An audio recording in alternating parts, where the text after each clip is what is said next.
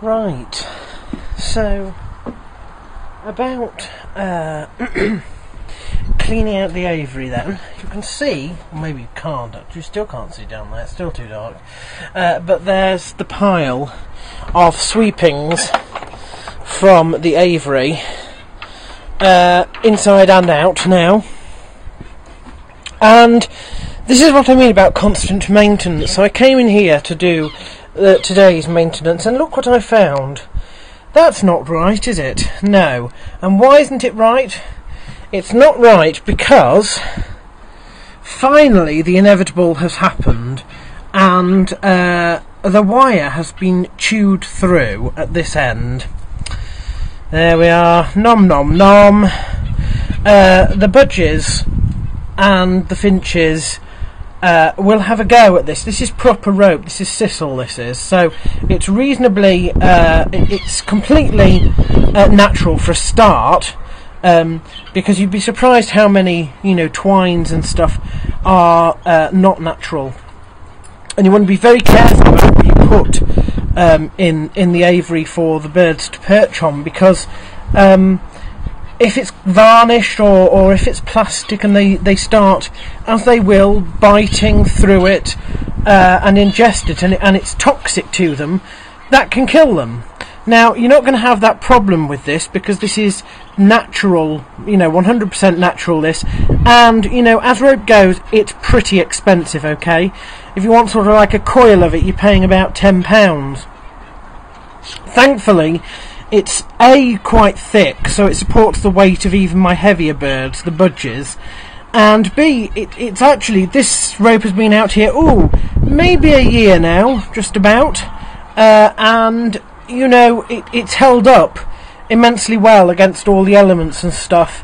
Eventually, of course, the birds do bite through it, and when that happens, there's no time to sort of stop, because they can't basically use the flight until there's something out here for them to perch on.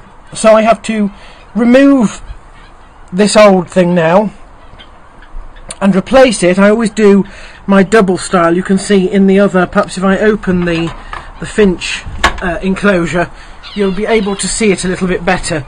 So you've got a double all the way round, so there's two wires, this one and the one that the bird's perching on at the back there, and then hanging off there you've got, again, natural wooden coat hangers and stuff for them to perch on. Don't forget that next week it will be time to wash all of this, because obviously this gets dirty as well, and so next week is the bit where we basically take out all the elements, all the little stuff like that around there, the bowl where they tend to have baths in, and we need to wash that, get off the mildew and stuff like that, and so that's what I'm going to do next, basically. And you'll find that you never know when that sort of thing is going to happen. The maintenance of this place, the first time you see something like that is when it's already happened. The only other issue that I've had with this aviary is sort of down on the outside, round the front, and I'm not sure if I can show you that really very well or not. Oops, hang on. Let me just shut this one to stop the budgies getting out. Always have to concentrate. Make it like an airlock so that they're trapped in there and they don't get out. Here, if I take you round this side and you have a look down here, now the problem is these joins here.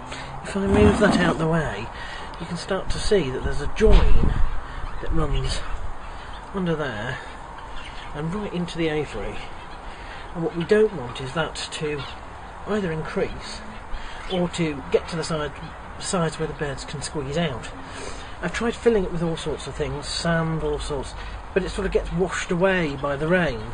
These bricks are in front of it on the outside here, so that if the things on the inside get too big, they can't get through.